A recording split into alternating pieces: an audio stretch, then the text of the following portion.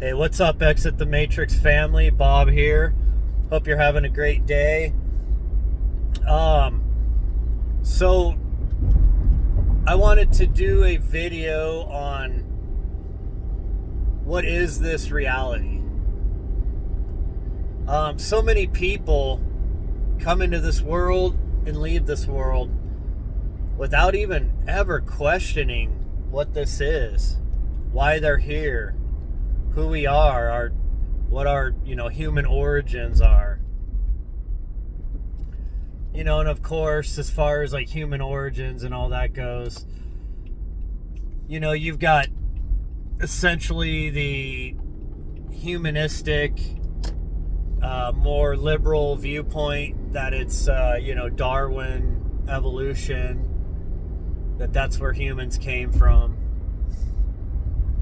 And then you've got a lot of the religions around the world. They claim that, God or the gods created us.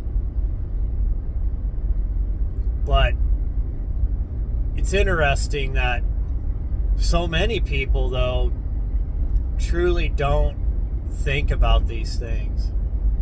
They just come into this world, they accept whatever religion they're programmed with when they're young, depending on what kind of family they're born into.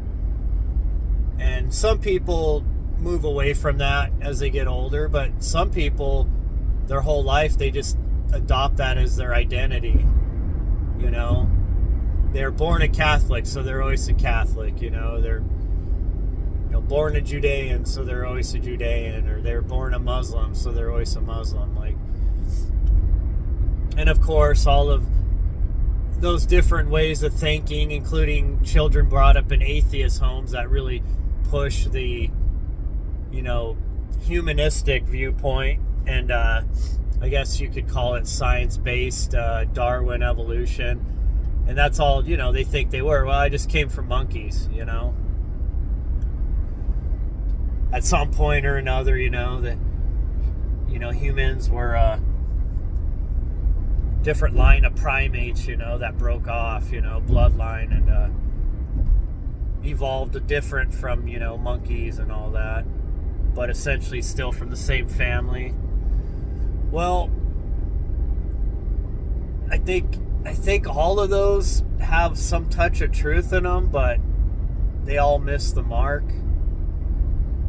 And this is on purpose, because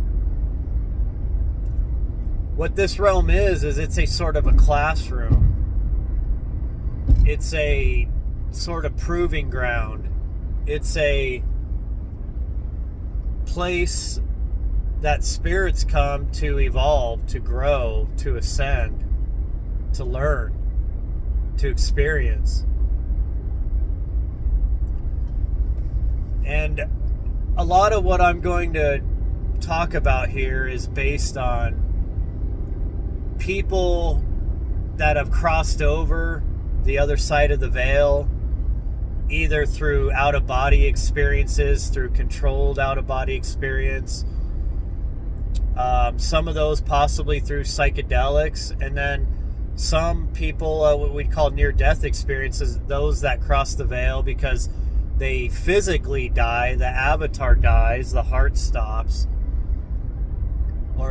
or they're on a life support or something, and they go to the other side and they experience what that crossover is like, but then for some reason they're brought back. Either they choose to come back, or maybe they're prompted to come back, because what people that do have those experiences say is that you're not forced to come back. However, if you have not met your soul contract, if there's certain things that sidetracked you in what you wanted to accomplish when you came here, they'll prompt you to come back so that you can finish those goals. And now you come back with the knowledge of what this realm is. You kind of lose that veil's been lifted, let's just say that, because I'm struggling to come up with a better word. It's just eluding me. But because most of us, the rules of the game to come to this realm is that we forget where we came from. We forget what we are. We forget our past lives. We start fresh here, not knowing anything. And of course, this realm has a way of programming us into certain ways of thinking and processing information. I would implore all of you, please, if you have not delved into NDEs and OBEs, you have to do it, folks. It will bring so much enlightenment to you. It doesn't matter what religion you are, what, if you believe in evolution or not, or if you how grounded or not grounded you are in this realm. It's very important information, because what you have to understand here, folks, is that it's given us a glimpse into the other side, but it also brings us enlightenment on this side, because once you understand that this is not you come here and you get one ticket here, and if you do bad or you don't ask forgiveness of the right God, you go to hell. If you are a good little child here and you do everything you're told by the authorities and what your book tells you to do, then you go to heaven. It's not like that, folks. The truth is that heaven, what we would call heaven, at least there are multiple realms, but at least the dimension that most of us go back to when we cross over, that realm is our home. This is not our home. We think this is our home because that's how strong the illusion is. That's how strong the Maya is when you come here. That's how strong the simulation is. It doesn't matter what words you want to call it. The Matrix, the Maya, the illusion, Plato's cave, the Matrix. I already said that one. Sorry. The Matrix always weighs heavy on my mind because that movie was a major switch in my brain when I was younger. I was already delving into the mysteries of this realm, but that movie captured so much of what we feel is going on or a possibility, but yet we can't tell because of, the way that this realm was created. But that movie unlocked key understandings of this realm. And yes, folks, I get it. It's just a movie. I know. However, the concepts and the mystery teachings in that movie were very well founded. In fact, and I'm not talking about the dudes or the girls that supposedly that produced the movie. People think they're the ones who wrote The Matrix. They did not write The Matrix. They produced the movie.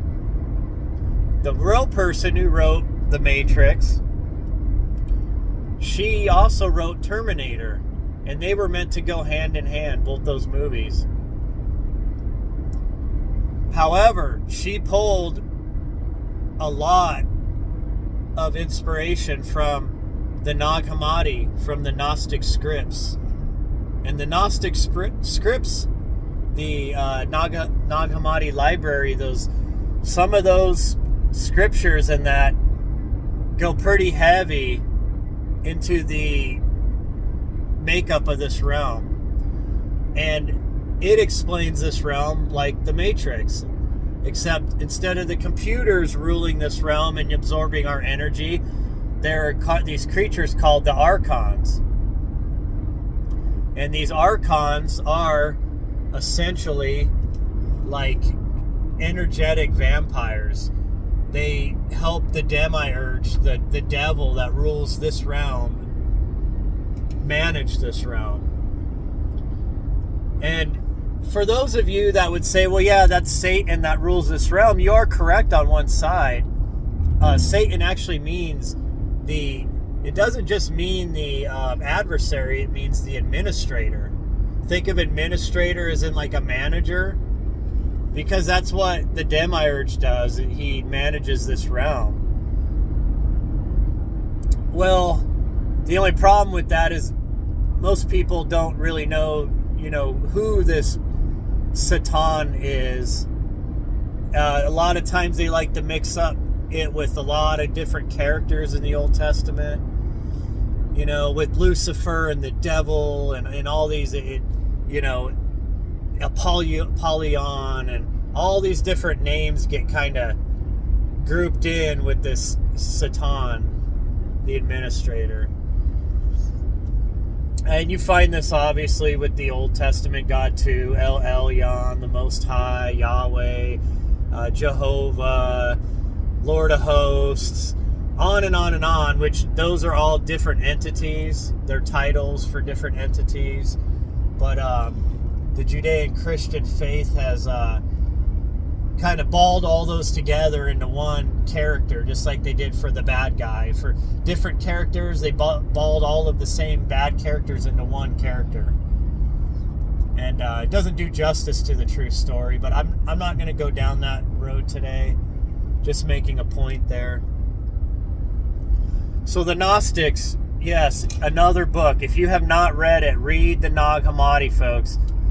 There are super in-depth teachings about this realm and the reality of it, and who rules this realm and how it's ruled. When you read the Nag Hammadi, it clicks, and you'll also right away, it's like you feel like you're reading the script for the Matrix in a way. But like I said, instead of the machines running the realm, it's these archons, these energetic beings. They're the ones who rule the Matrix, or at least they're the ones who manage the Matrix for the Demiurge. And the Demiurge would be the architect in the Matrix, the movie. And of course, you have Neo, who plays the Christ consciousness character. Well, that character is also in the Nag Hammadi. The Christ that Sophia sent to try to fix the disaster that she had created in the Demiurge. The tyrant she'd created, the bastard son. So, anyways, folks, when I talk about this stuff, here's the thing, folks. I'm not trying to tell you how to think or what to think.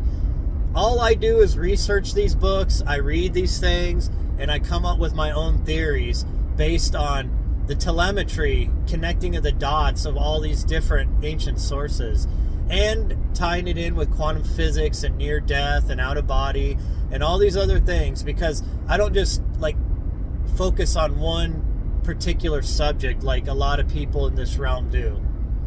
I look at the big picture. I'm trying to connect all the dots. I want to know the big picture. But you can do it too, folks. You don't have to go to college. You don't have to be a professor. You don't have to be an archaeologist or whatever.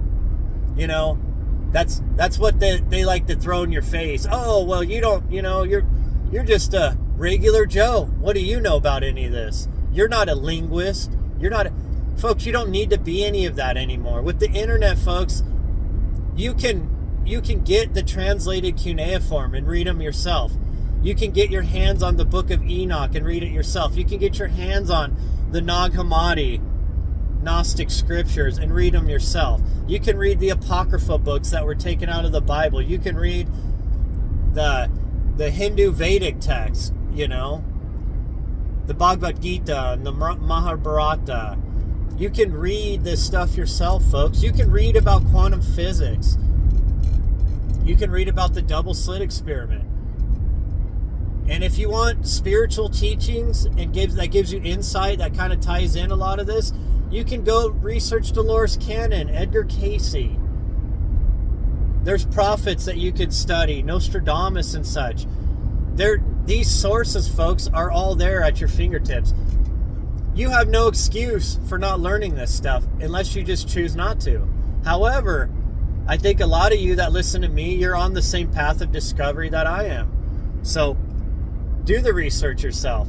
Don't take it from me. When I talk about the cuneiform and the Old Testament God, this Yahweh character being Enlil, and that this was based on ancient Sumerian, go read the Sumerian tablets. Go read the Atrahasis. Go read the Enuma Elish, the Epic of Gilgamesh, the Epic of Etana. Go read these yourself, folks. Go read Enki and Ninmah, Create Adam. They're all at your fingertips, folks. But like I started to, what I said way back when I first started this video, I said, look, most people just float through this realm and they just experience it from a purely human perspective, from just absolutely no wonder, no care to want to know anything, because they'll just go with their programming. If they were told, as long as they go to church every Sunday and pray to Jesus, that's all it takes and they're saved, then they'll just live the rest of their life, just, as long as they put some money in that plate each Sunday so Pastor Dan, can live high off the hog.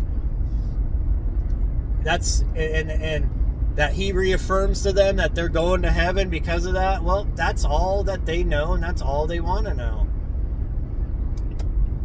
But there's people like me and like you that don't just accept that as total truth. And we want to know more. We want to delve deeper. Because for some reason, perhaps that's part of our life journey here. That's part of our soul contract. We chose to be a truth seeker. And I'm talking absolute truth here. I'm not talking about just one person's truth or another person's truth. We're trying to find the root of truth. And this realm is designed in a way to hide it from us. Because, like I've said, I think that is part of the rules of this realm. Because, think about it. You're not going to experience these things completely if you come here knowing everything. And when you hear the stories, like in the book of Enoch about the Watchers, or in the Bible about the fallen angels, and perhaps even these Anunnaki, what could have happened with them was that they came directly to this realm from the spirit realm without going through the female portal. When you come through the female portal, you enter the game, and that's where the rules start. That's where you forget.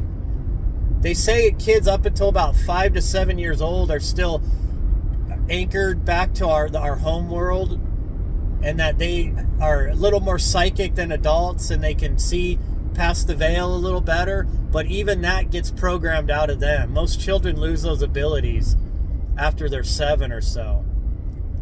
Some kids, it holds on to about they're 12, but most kids lose those psychic abilities where they can see spirits and they can see things on the other side, the other realm. That's why there's always this thing about kids and their imaginary friends.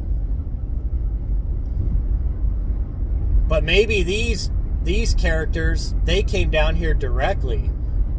And just so you know, folks, in the other realm, in what you would call heaven, you have a physical form. It's like, it's still a light body. It's still a,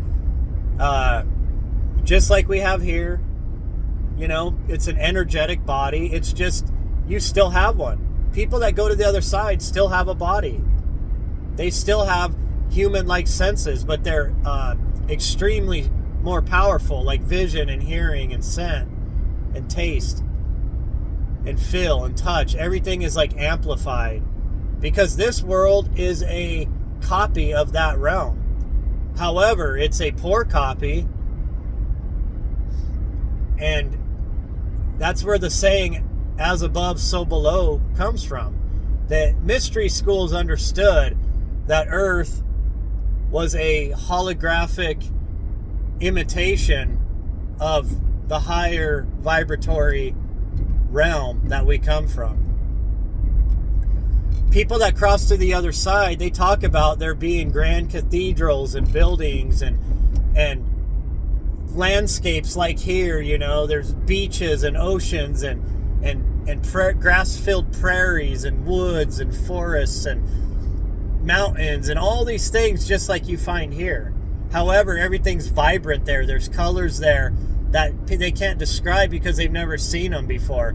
Our senses in the human body in this realm can only see a small light spectrum, but in the other realm you can see the full light spectrum. So you see colors you could have never imagined. You can see that literally the energy twinkling in the blades of grass and everything in that realm. Everything in that realm is vibrant and pure energy. Beautiful, they say. That's why they call it heaven. See, folks, what happened was in ancient times, some people, either through accidentally eating psychedelics like mushrooms and such,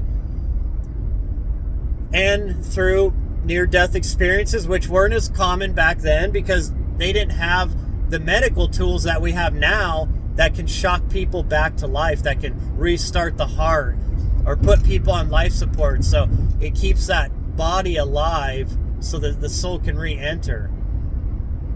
See, they didn't have those back then, but there were still times when they thought somebody was dead and they buried them and they came and they woke up from a coma or something, a natural coma, and then they were trapped, you know, and some of them dug their way out of graves. And that's where these stories about vampires came from, about, you know, that they could come back to life after death. Well, no, it's just it was ignorant people that didn't understand science. And they didn't understand, even on the spiritual side, that it is possible to come back to the body. The spirit is what animates the body. So now we have medical means that can bring people back.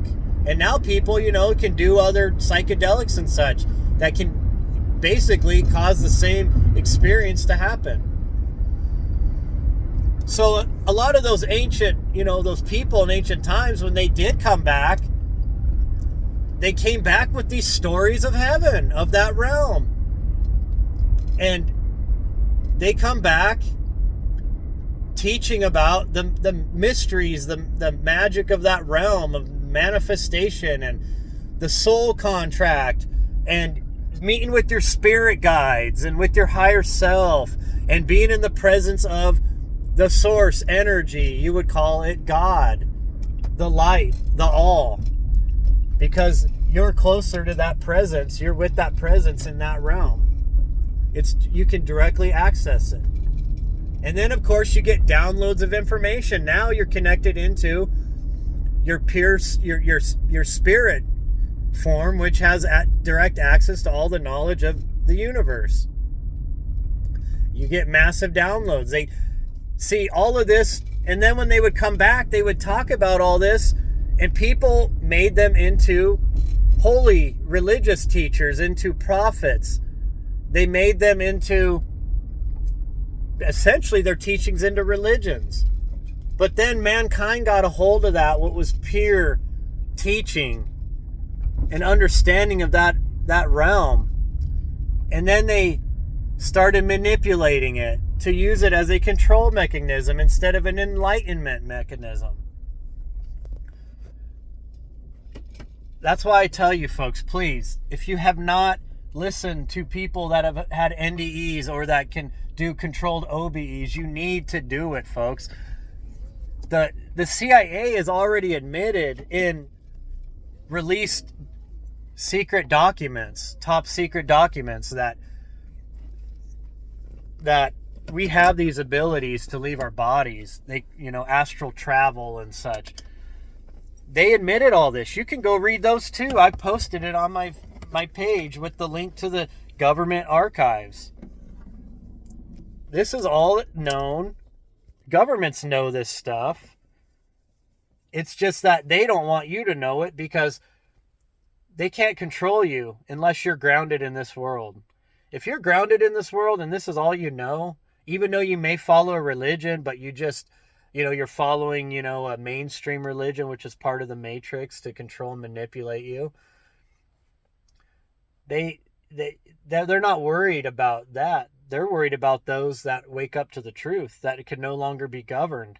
Because once you realize that this world is a sham copy of the other realm, and that we come here to just experience and learn in this realm, and that they truly have no power over your spirit, just, they may try to manipulate and dismiss your human avatar, but this is just a temporary vessel you use to explore this realm. Now, those that control this realm, I think they came here directly from the spirit realm. And because they did that, they went against Prime Directive. They went against the source, that they were not meant to mess up this realm and control it the way they did. They didn't play by the rules of this game that was set forth. And because of that, they stay here and they get darker and darker. And they get more polarized to the dark side the longer they stay here, because they are avoiding going back to source, going back to the light, because they know that they've done all these things and they're perhaps afraid to go back. And I've talked about this in other videos. Maybe I'll touch on that this week sometime. But ultimately, what I wanted the main message of this video to be about, folks, is do your own research, and that's how you're going to start to understand what the reality of this realm is. Go research Dolores Cannon, go research Edgar Cayce, read the Nag Hammadi, read those Apocrypha, Dead Sea Scroll, books. Go read the cuneiform tablets. Go delve into some of the Hindu Vedic texts. Because, folks, Sanskrit is one of the oldest languages on earth. It was one of the original languages. Go research all this stuff, folks. That's all I'm asking you to do. I can't spoon feed everything to you. And don't get me wrong, I love doing all these teachings, but I love even more awakening the passion in people to do research. Because I'll tell you what, when you start researching what I have, you're going to start, understanding what I've been talking about. And now you're not just taking my word for it. Now you are confirming it with your own research and your own intellect.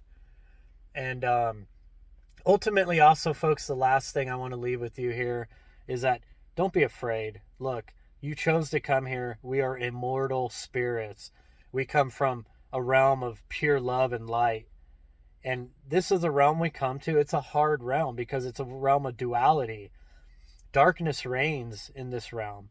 Not totally. There is a sort of a balance in this realm. It's like the pendulum. It swings back and forth, right?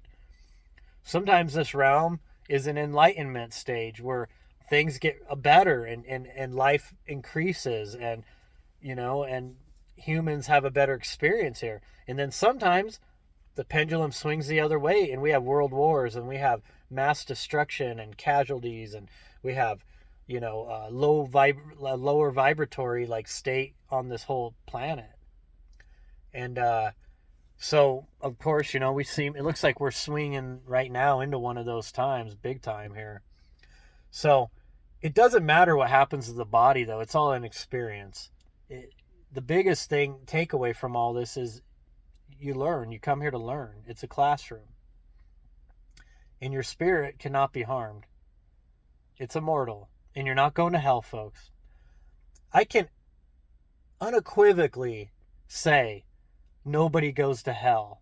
Now, there are some near-death experiences where people experience a hell. And the reason is, they even say it in their own words. It's because I grew up a Catholic and I thought I did so many sins. I cheated on my husband one time. I did this or that. And I forgot to ask for forgiveness enough. So they actually because when you're in the other side, folks, you manifest everything directly, quickly. You're not limited like you are here with the limitations of the human senses. So what these people, sorry, folks, I just got interrupted.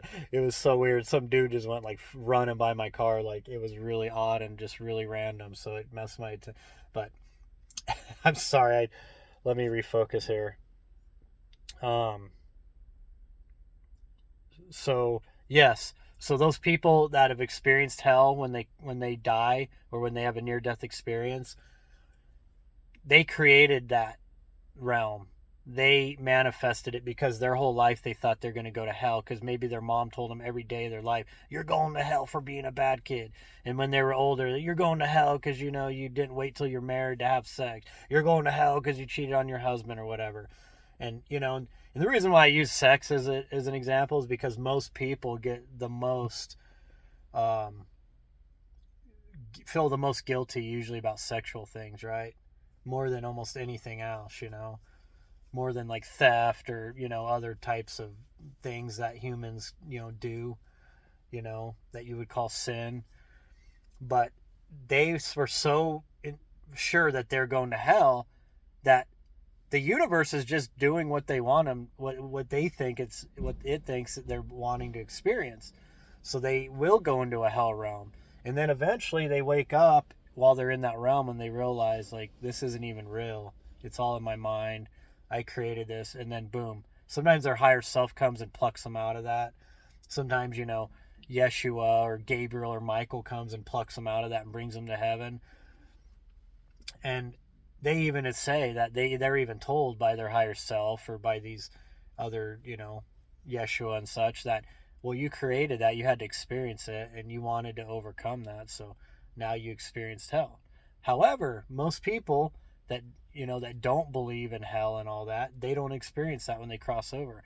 Their experience is much different, and they say is because everybody's re-entry into that realm is designed differently for each person based on what their beliefs are, that they're going to experience when they cross back over. Because you have to understand, folks, that we are co-creators with Source. We are creative, conscious energy entities, and we have immense power. When you're outside of this realm that limits that power, you can you can set up all this stuff like real time and experience it. So um, anyways, don't take my word for any of this, folks, because I have not had a near death experience. However, I've listened to hundreds of people explain their experiences, and I've also read into people, actual doctors and scientists that research these experiences, and so I'm drawn from that information. So just so you know. But hey, I gotta go. I'm here at work. Mondays are always horrible. So I appreciate you guys. I hope you have a great day, and I'll talk to you later.